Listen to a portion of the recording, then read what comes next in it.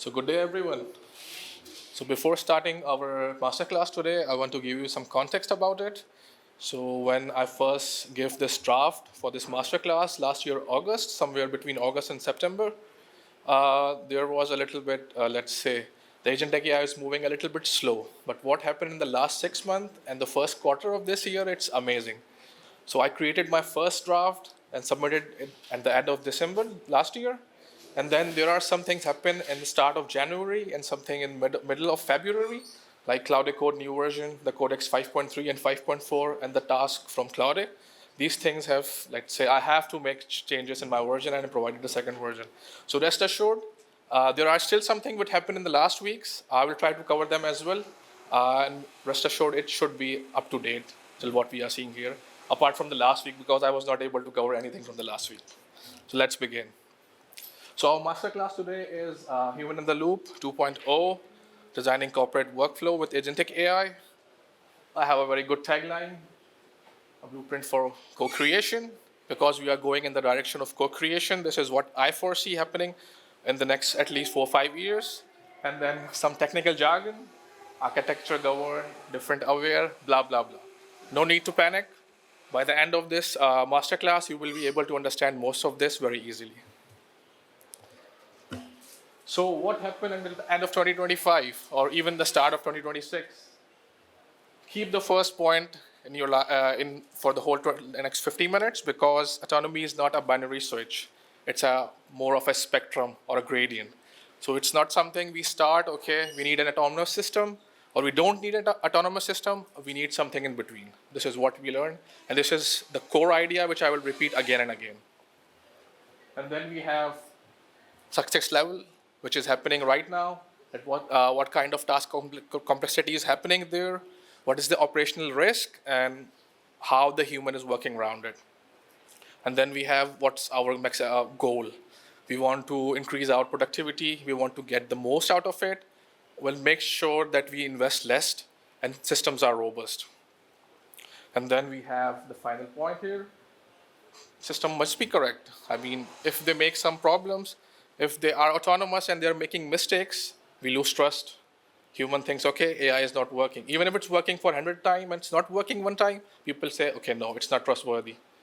So this is something which is in the direction we are going right now. So this is why human in the loop is very important. So as far as I understand, there are 5 levels of AI autonomy. I try to concentrate them in these 5 levels. We start with the operator level, like the code suggestion. Maybe some of you already tested stuff like this. You give a prompt, you ask for a code snippet, or you ask for a write-up, or you ask for an email. You verify if it's okay or not, and then you select it or not. Then we have a collaborator level, where there are multiple, let's say, research level, deep research, like from Gemini or open source solutions, where you have, let's say, you give it a plan, and it creates a plan, and then you approve or make changes to that plan. And then there is a L3 consultant level, where system make mistakes and you try to guide it, okay, make these changes. I need this tone. It should be better for the audience, which are beginner level or more tech savvy. And then we have the approval level, where agent complete the whole task, human review it and say, okay, yeah, let's do it. And at the level 5, it's more like agent, where we have zero touch. Everything is working autonomously. So you see, autonomy is not a switch, no on and off. We are moving in different directions based on what kind of task we have. If it's easy, we will see it later, how this gradient or spectrum is changing with respect to different tasks. So the question everybody is asking, why pure automation is fail in high-stake edge cases? There is a study from, I think, Harvard or Forbes last year, which became very big news, that 90% of the the AI pilots are failing in the pilot level. Why? Because in the start, probably we tried to give it complete autonomy. We think it's more of an on and off switch, but we didn't think more about like it's a spectrum. We cannot think AI can do everything right now. It's not matured enough. So what to do? The biggest problem, the domain problem. The AI has the general knowledge of everything around the world, but there are certain proprietary data from different companies which are specialized for them. So if you try to create a system Based on that, an AI does not have this probability or this spectrum in its direction, it will not work. And what's the cost? If you go in the direction of finance or healthcare or security systems, and if you make a single mistake, the cost is very high. So autonomy is not a dial, it's not a switch, it's a spectrum.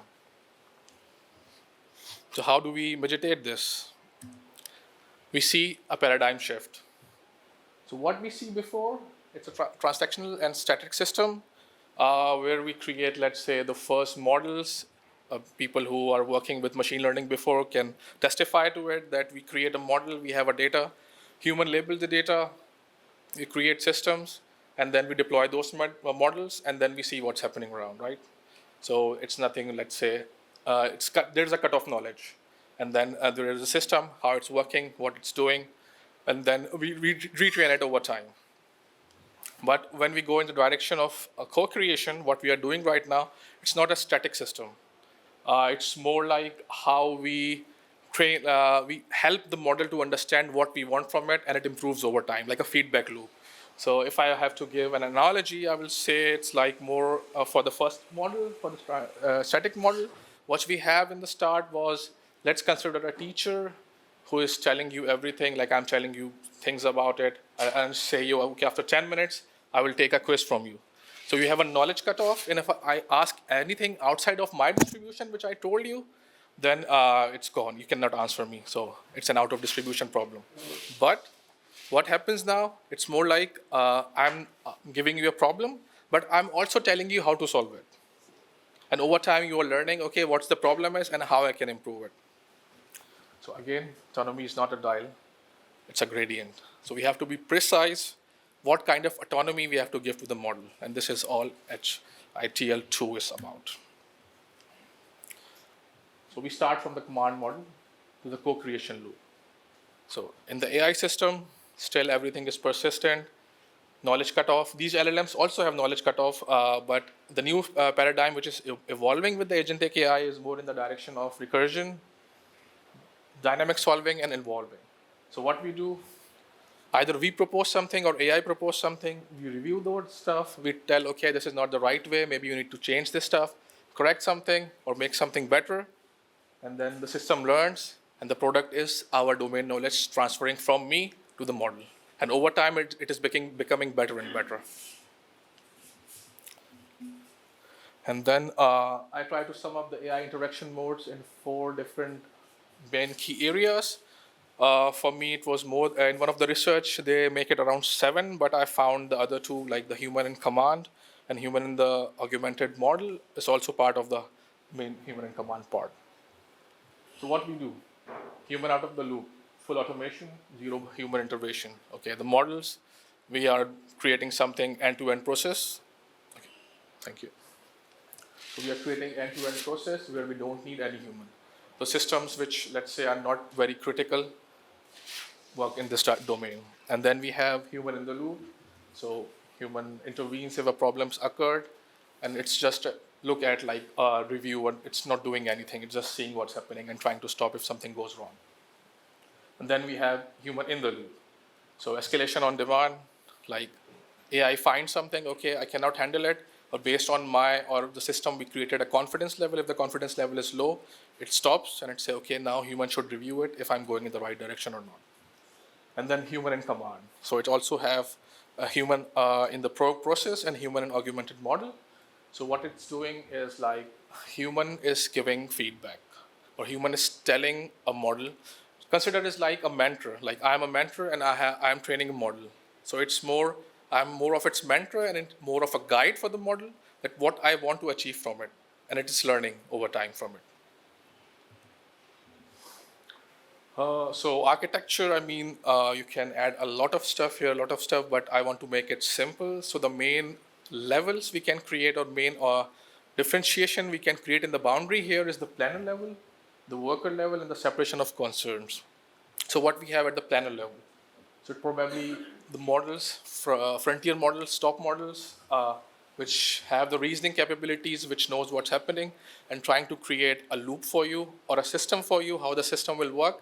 And then you have the workers, which are separated from the planners, which have specialized tools, let's say agent, which can browse the web, or they can have access to certain databases or your proprietary data, and they can perform the work. And then we have separation of concerns. So we make sure these two are not working together. We are in direction, we are also saving context, but we also have the audit trail, what's happening. So if something goes wrong, we can pinpoint where it is happening and how we can improve. So in my work, what I've done so far, we see that the planner agent should be one of the frontier models. So it can plan what we want to do. The best reasoning, it can find, okay, how to reach a conclusion on what paths to take. And then in workers, we can have both small language models, SLMs, or frontier models based on the capability. So let's say if we have proprietary data, I would prefer to train my own SLM so it knows what's happening in this direction. And if there's something, there are some tools which are publicly available and very powerful, or MCP integrations, I would create a worker agent for that. And these two will also be in different separation of concerns. So internal SLMs and the agents which I'm creating for the external data. So we start with the planner agent. So it's more of a high level. So it's not performing any task, right? So it's just planning. Consider this as your manager or a person like me, like an architect who has to build the first software system. I have to build the first software system. I plan what things will be there, what should my code base would be, how I would create different modules, how the modules interact, or how these things works, or what kind of complexity I'm planning on different levels. This is my idea, and then I will give it to my team, and I decide which people will do what task, and then they have some communication in between. And then we have workers.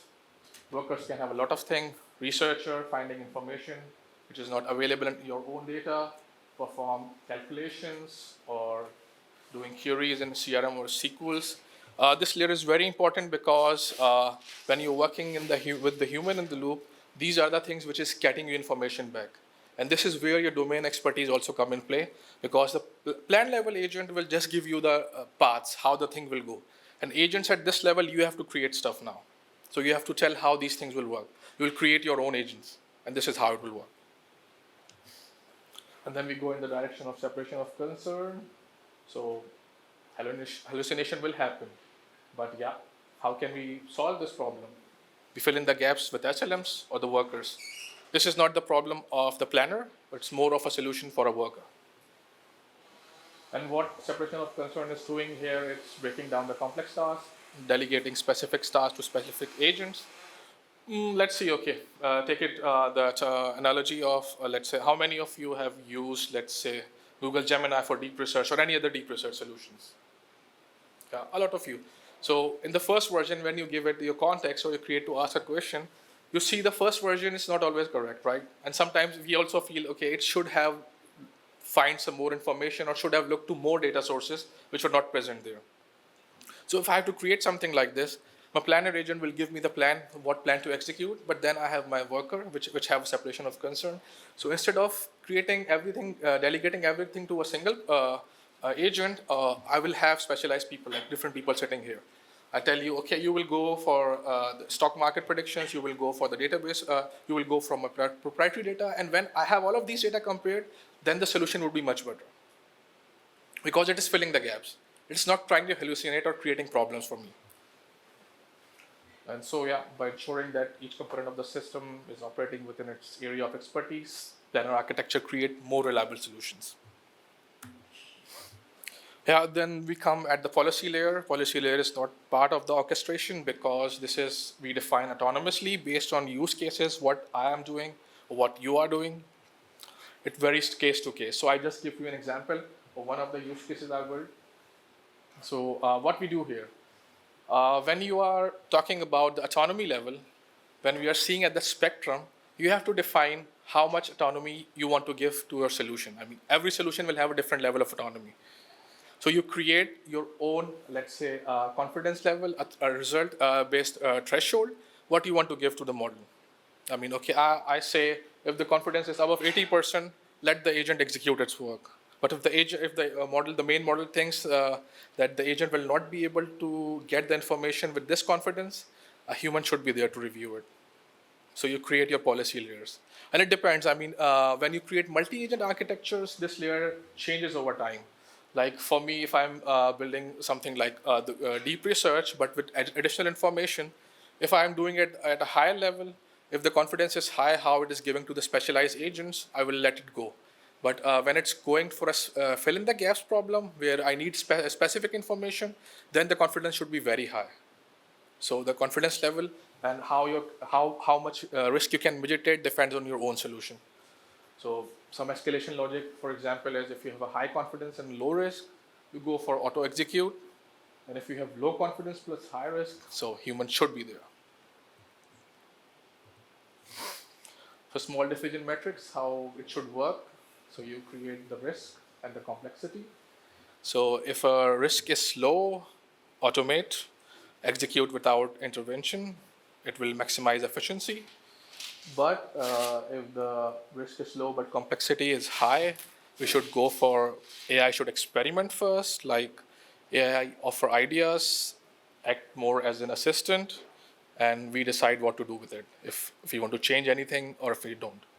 But if the risk is high and complexity is low, we can go with the guardrails like AI lead, but human must approve final actions. And similarly, the last part, high complexity, high risk, it's more like Copilot, like human provide clear direction and it leads from the front, so work as a mentor. So you see, we are not in the direction of switching off and on, we are going in the spectrum. So how do we make this mechanics works? So there are multiple things which need to be addressed before going forward. So the orchestration has the pause level, like when we make sure the agent should stop and it should not lose its context, and how the asynchronous system should work, how it should get back after the pause and ensure that it's not losing any context what's happening, and how do we make sure the state is correct. I mean, it's not losing anything in the background. So it's more like we work on this level with the policy, because when we make the decisions of risk threshold or risk calculations, when we hand off to a human, how these things will remain in context.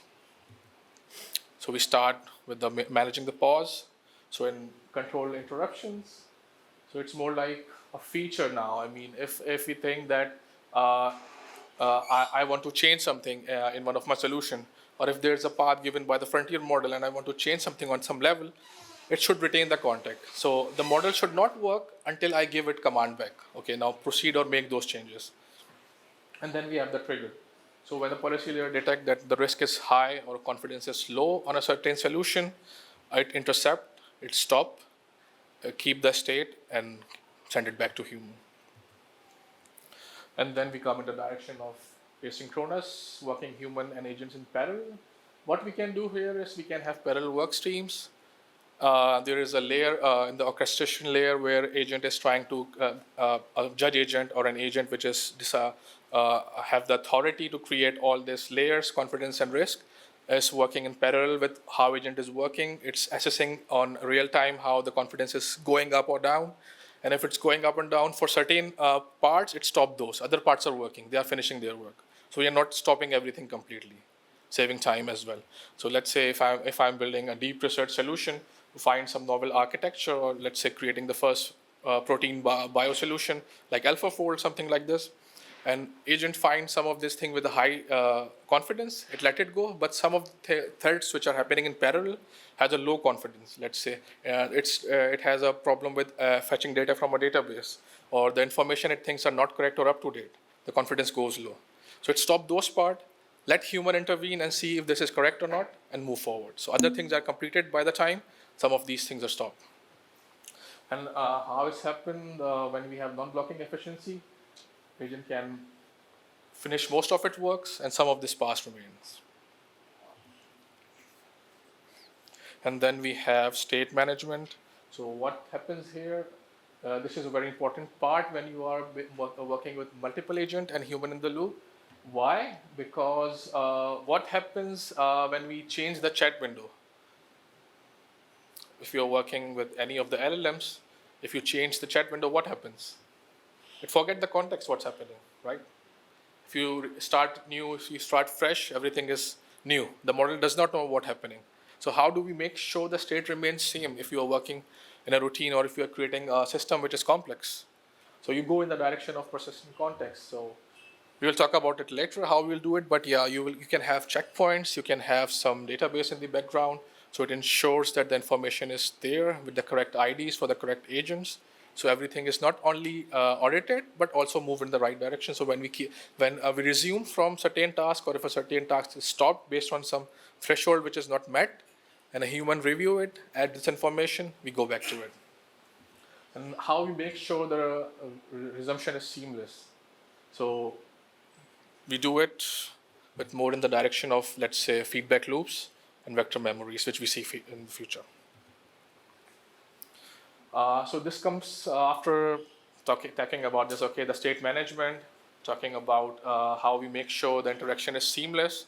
The biggest problem come here, why the chat interface? I mean, why the chat interface should not be a solution if you are building a multi-agent framework, even a simple one. The main reason is you cannot copy paste everything there. If you want something happen in the real time, you need more solutions. You need better output. You need better solution. I mean, it's not working for the technical people. There are other people who want to use the service as well. The people who are not aware how to use Cloud Code or GitHub Copilot, what they will do, how they can wipe code. So you need to have a better solutions. And what is a better solution? We go for in the direction of Canvas, as we already see what's happening with the new version of GPT and Gemini, also in Cloud Task, which I see now. So what Canvas do? The treat output sets evolving. Like you can make changes there, you can highlight your problems, you can solve it. So your UI should be a layer which should not be a problem. I mean, which should be UI UX design should be very persistent that anybody can use it, not only the people who are creating it. So one of the problem we see is when you create multi-agent architecture, and there are people who are not technical and they want to work with it. I mean, they are the first user to test it, or the first people who will give you feedback about their domain, how it should work or how it should improve. If you are creating a UI layer or interface layer which is, let's say, very complex, how would they move forward? So you have to think about them as well. Because the success lies in how much context and how much domain information you are transferring from your people to these agents in the feedback loops. So yeah, some examples in direction. Probably anybody know about Cursor or GitHub Copilot? Probably yes or no. Just raise your hands. I mean, I will not bring you here to solve a problem right now. Okay. Yeah, so what they are doing in the persistent workplace. I'll start with Cloud or GitHub Copilot. It's like, I have a problem. I already have my code base. So what I'm doing, I'm asking it to look at it. What it do? It has in my own. It's not creating a separate interface for me. It just create a chat interface for me, where I tell it what the problem is. It make those changes, and these changes are not added directly until I review it. Right? Similarly, for let's say Cloud Task, which is happening right now. So you can give it information in the process, or you can ask it to do the task routinely, and it will solve it for you. So it's more like treating the output as persistent editable object, not like chat bubbles. So now we have, let's say, designing the different aware UI. So as I told you already, that it's a streaming thing. Like, yeah, show the agents the plan before executing to build the trust. If you are executing like in GitHub Copilot, like if something is happening and you are not working in the right direction, or if you want to change something, how would you do it? You want to see it first, like what changes it is making. And also differential view, we already see this in GitHub Copilot, but I also want to see it in the natural workflow, that if you are creating something where you need more information in the direction of, let's say, you are drafting your emails, or in GitHub or in Microsoft Copilot, like where it have access to your organizational data, what you can do there, you can see, okay, what information it took from where and how it is changing over time. So you see the differential aware UI, what you prompt, what the output it is giving back to you, and what changes it is making based on your context. So you should learn over time what's happening, what changes you need to make on it, and how to improve it. And then, yeah, on the granular level, human accept the part of AI logic, but rewrite the rest. I think most of us are doing this already. And this is the most important part, domain expert injections, because what I learned from my experience of building these stuff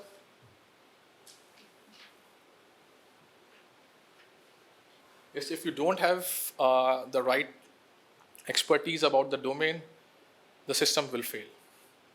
They fail for sure. So everything is connected. So when we make sure that people who are domain expert and they have to create the stuff or they have to create the feedback loops, how the system will behave in the future or be better, you have the right UI, you have the right context management systems and the right feedback loops. So, I mean, it's more like when you have domain expert people and you have the right UI implemented for them, what happens? It's more like intent-based actions. So, what you can do there is instead of these people coming back to you again and again, maybe I think we need to correct the tone of the model, or I think the images it is creating are too text heavy. We need it more in a certain direction, or let's say it's creating the whole presentation for you, but let's say the designs are not correct. So how, if they are coming back to developers again and again, it's not the point. I mean, how the system will learn over the feedback loops. So it's better to have a UI where a user can seamlessly put this solution, okay, make this short, solve this problem for me, save the content or whatever. So the system has the memory, it has the feedback loop, and it improves on its own self. And then, yeah, use structured feedback to capture all this domain knowledge. So you should have a system in the background in your architecture that it should work like if something happens, if there's a fail safe, or is the first testers or the domain knowledge expert, which are telling your model what to do in the future or how to change or how to behave, the feedback loop should connect and it's improve over the time without any human intervention in between. And last but not least, yeah, the shift is from the user mindset from an operator to mentor. So these domain experts, they are more like transferring their knowledge to an agent, like not maybe a single agent, a group of agent, and probably they are helping them in the future and taking most of their work. Human will still be in charge, but it will be faster. So we need to change the mindset of the people, including us, that we are now on a driving seat, but with autopilot. So things are working for us, not we are working for them. We are more of a reviewer to verify based on our information, based on our feedback, how it will improve in the future. So if people think these systems like, okay, I'm just an operator, I'm just telling it what is happening, it's not correct. So we need to change the mindset of the people as well, that you are now the mentor. So the system will behave and will be as good as you try it to be. So it's not only the shift from autonomy on and off, but it's also a shift from humans like us, like instead of just being, let's say, more of a straightforward options, but a dynamic solution, we are telling it over time how to behave or how to improve. So it's like a child, you are telling a child how to improve over time based on some systems in the background. Some developers also, maybe we need to, let's say, improve. Not everything can be solved by a feedback loop, but yeah, the domain experts, it changes over time and it improves. So where does this feedback should go? Okay, let's say I make sure and I inspired some of my domain experts that yeah, okay, let's solve it. I mean, they say okay, now we will be the mentor and we will solve this for you. I mean, we will make sure that we provide all the information we have. You create the right agents, you build the right structure, and we will see in the next 3 or 6 months how it will behave. But how I make sure when I have the right UI, when I have the right, let's say, infrastructure, so they don't have to come back to me to again and again, how it should work autonomously. So we can solve it in 3 ways. We should have a short-term memory, a medium-term memory, and a long-term memory to make sure the feedback is in the right direction. So what we do with the short-term, anytime they say, okay, change this tone, add something new, I don't think the research is correct, I don't think the code is correct with respect to what we want, it learns over the time in the same session. So the memory is not persistent. It depends on different people, how they are behaving, what they want from it, so it's not a long-term memory. And then we have medium-term memory. Like there are some corrections which are vital, let's say which have some organizational level problem, or they have some information which should not be changed over time. It should be in a medium-term memory, probably in a RAG or vector memory somewhere, or even a graph knowledge base, like they are getting more popular now. And what happens when we want to give it feedback on the long term? Like there are certain things which should not change for a certain user. Let's say I have 4 domain experts and they have a different way of working. They have different thought process for sure. So what we do there? We do the prompt fetching. So what it do, it will create a vector memory separate for each of these people. And how it do it, it batch the prompt over time. So based on the feedback and based on the memory of the medium prompt, what is learning from the people, it upgrade its prompt itself. So the prompt is changing over time and it is becoming more and more adaptive to the person who is using it.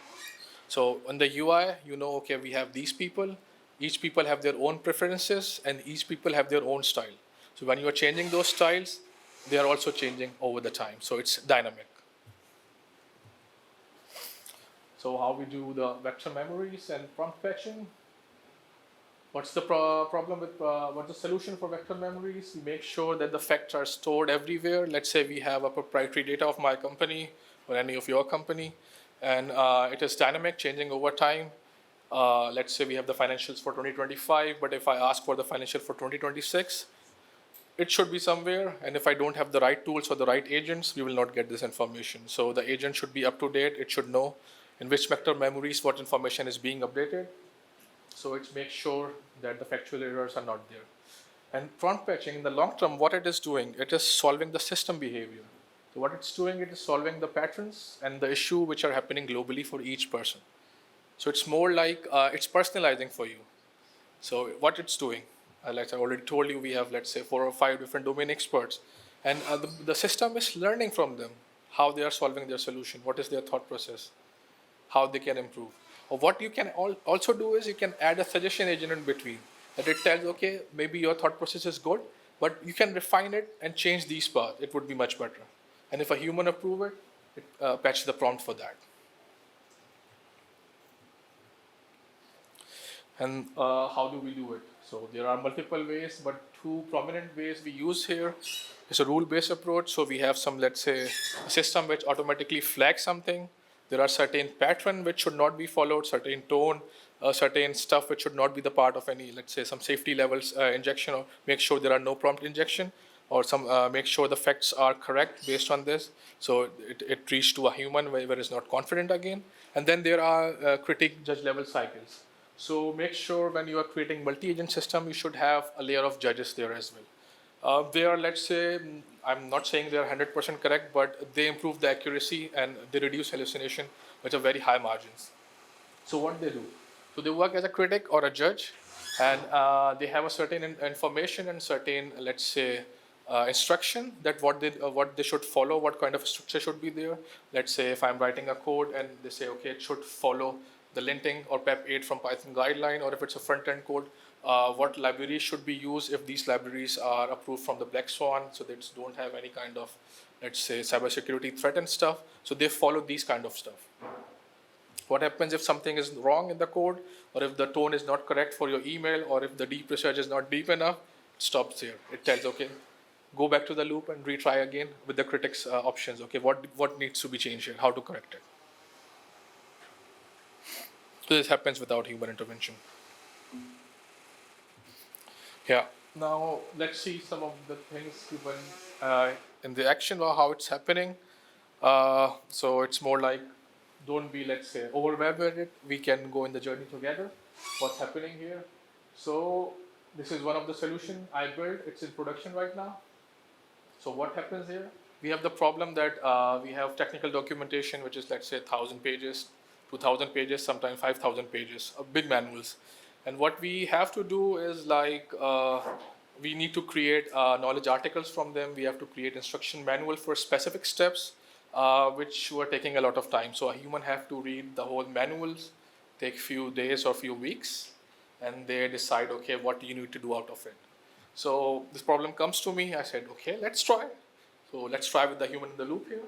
So what we do, we have a manual agent, then we have an agent which read it. So not only the LLM, but a vision model as well, a combination of them. They try to understand what is the structure of the document based on the index and how the different pages or different groups are created. So it indexes it correctly. Then multiple agents extract those chunks based on different topics, different headlines, and they specify different topics, read everything, and create key points and a structure for it. So in the end, we have summaries, we have key point stored in a vector database. These topics then goes to a human, like the top 4 topics which can be created, or top 10 based on what human wants, for how to installation guide or any other thing. Humans say, okay, in the UI, okay, let's see, okay, I will go for the first one, second one, the fourth one. I just need 3, not more than this right now. Humans select those topics and it's go back to the generation AI pipeline. So what agents do? The first agent is now in multi-agent orchestration again here. The first agent is creating, let's say, the original summary, some key points, how the architecture should look like. The second agent is create the headings and some headings, determining if everything is okay, if we need more information, or if everything is correct. And it's decide, okay, do we need information from web? Do we need to get information from our own sources somewhere? Do we need to find the, let's say, the facts correctly? And when all of this is correct, there will be a critic or judge agent based on the thought process of these. Based on the audit trials, it verifies if everything is working correctly. If everything is working correctly, it goes to the final agent, which also checks for the safety, any hallucinations, and any quality problem. When everything is finished, all the articles goes to human, depend on different level of confidence. Like if something happens here, maybe the first one is still in preparation, the third one is ready before it. The third one goes to the human reviewer. Human verifying the UI, okay, the thing is correct, okay, no, I don't think the tone is correct, let's change this part. Goes back to the agent. Agent makes sure that we make sure that we have the context, the state management correctly orchestrated here, so that it knows the audit trial, what it done before and what the judge want or the human want to change it. And based on this, when everything is correct, the final article is ready and it can be posted. And then there is another solution which I built, but it's more of a POC right now. It's not in, let's say, in production, but soon it will be in production. So we have another problem that a lot of things we have to, let's say, media management. Like there are people who are organizing different communities within the company, and they have the problem that how to catch up with whatever is happening on the internet, and how to make sure we are up to date every week or every month. So we come up with a solution. Okay, we have the original video, or we have the information. The agent takes the text from it, and what the second agent create, let's say, top 10 points or timestamps from it, categorize this information based on, okay, you need it controversial, or you need an educational level, or you need on a different tone level. And the first humans say, okay, what I need to do here? And say, okay, based on this, based on these chunks, what I want to use it, the first or the second one for LinkedIn, the third one for Insta, whatever social media it wants. Based on this UI, it goes to different agents which have different level of instructions. What they do, the LinkedIn one has its own instruction over the time, or when the human has a feedback, it changes its tones based on what human wants to do. It creates the post on different social media level. Then we have the phase 3 where the agent has, let's say, the prompt visual. It creates based on this information. It generates some prompts, then which creates some visual information, and the model knows where to put this visuals based on what information you are working with. And then it also verifies the information for SEO level and metadata marketing. And also, I mean, we also added the generative engine optimization part now in it. And then the final one checked that, okay, if everything is correct, if the voice is aligned to what our brand is want to do in this direction, everything is correct. No words like, which is already, let's say, very famous for, like, say, del or nuance when you write it. People know it's an AI-based text. And then the final polish, checking for any emojis or anything which should not be there. And then the human gate again, so human view when we should post it, or we should go back to the feedback loop. If to regenerate anything, or if the brand voice is not correct. It's also the persistent memory. It goes back to the model for the feedback loop for prompt fetching. And if everything is correct, the content calendar is ready, and for the next week, the things are ready to be posted. Okay, so we have the 4 pillars of HITL. The first thing is adjustable autonomy. At the start, I told you the first thing, it's not a switch, it's more of a gradient spectrum. You move over based on your complexity, what kind of multi-agent architecture you are building, how much you wanted to have the autonomy based on the risk. Do you really want it to be completely autonomous, or do you want to make sure that it has threshold or it has a human reviewer, like I showed in my previous slide, that there should be a human gate in between. And then co-creation architecture, planner worker separation, human gate in between.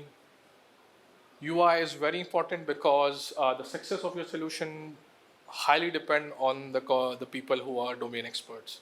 So if you're solving a solution or you're automating a workflow, if you're not solving the pain point for the people who had to improve it or who had to give you feedbacks, then it will take a lot of time. And believe me, when it goes for more than 6 months, the pilot goes for more than 6 months or a year, people lose interest. In the start, everybody has a wow moment, okay, yeah, we can solve it. But if they have pain points and they cannot solve it directly and you are working on multiple stuff, you take time to solve it, then people are gone. And then the feedback loops are very important. Yeah. So at every interaction, make sure you have an audit trail because things go wrong over the time. So things hallucinate. There are certain edge cases which we never think will happen, but happen in production suddenly. So if you have an audit trail, you know where to look at, where the problem is persistent, and then you can very easily solve it. So as promised, the deployment checklist. How we start? We define risk categories. We map our confidence matrix. If the problem is have a high risk or high complexity or low risk, low complexity, we move forward with that. And how do we build our UI? Do we really need to keep people moving again and again, can come back to us, or we provide them with something powerful so they can change it themselves without coming back to us, having a powerful feedback loop? And capturing the pipeline for the whatever information they are giving, whatever tone they are using, how they are behaving, how to improve it. And finally, the agents on a higher level. I mean, this is very important that this is, in the end, LLMs are very same like humans because they are trained on our data, right? So they also need supervisors, they also need managers. So if you don't have judge or critic or systems on top of them, which is regularly monitoring them, they will they will create problems. So always have a layer of supervisor agents. So what do you think we think will happen in the future? So it's not about the static tools anymore. It's more about how AI agent is appreciating in value, knowledge, and they are moving from the command to co-creation. So we are not telling them what to do, we are showing them, and they are learning from us in real time. So takeaways. I think you still have time. Okay, yeah. So again, autonomy is not a dial. You should know it. It's a spectrum. It's a spectrum going over the time, what you are doing. And interface matters. Yeah, if you don't want your pilots to fail like the other 90%, you need to have a good interface UI or the right people if you're doing some technical stuff to, let's say, or also the mentality that people should be more thinking of themselves as a mentor, not that they will be removed when the thing is working. And the feedback loops, yeah, how we correct the systems over the time, how we improve it. In the end, we are also humans. We improve with our feedback, right? So these systems are same like us, but they need more, let's say, information and let's say more systematic view to make sure that they are working right over the time. And more importantly, start thinking in systems. Like maybe one agent or maybe one model cannot solve all of your problems. You need to think in more granular level. Okay, I have this problem, how would I break it down? And if I break it down, how different agents or different tools can help me solve it. So it's not about just writing an email. It's more about the context of previous email, why this email is being written. Who wrote it? What's the complexity level? What's the, let's say, escalation level? How should I address it? What's my context about it? Why I'm, let's say, writing now? Why this problem comes to me right now? And what I know about it. So everything matters. So I think we still have time. Thank you. So I am Mohammad Saduddin, data scientist at Anderson Hauser, working mostly with Agentic AI right now. And yeah, this is my LinkedIn and Medium if anybody wants to connect. I write mostly about now the vision around Agentic AI, SLMs, and fine-tuning. But yeah, sometimes also write the proper coding part as well, but not anymore, not a lot. And one last slide. So I built my own feedback system. This is all, it's the human out of the loop, completely out of the loop. So if you give me the feedback based on this, it's a text-based or voice-based, it's a whole one of the system. In 24 hours, I will have the feedback analysis of what do you like, what do you dislike, what I could have improved over the time. And yeah, and if anybody wants to use it, it's free. I mean, I still have a lot of tokens. Let's say 100 or 200 people can still use it for their part, and at the end of the conference or at the end of your predefined time, you will get the analysis of what's happening there. So thank you.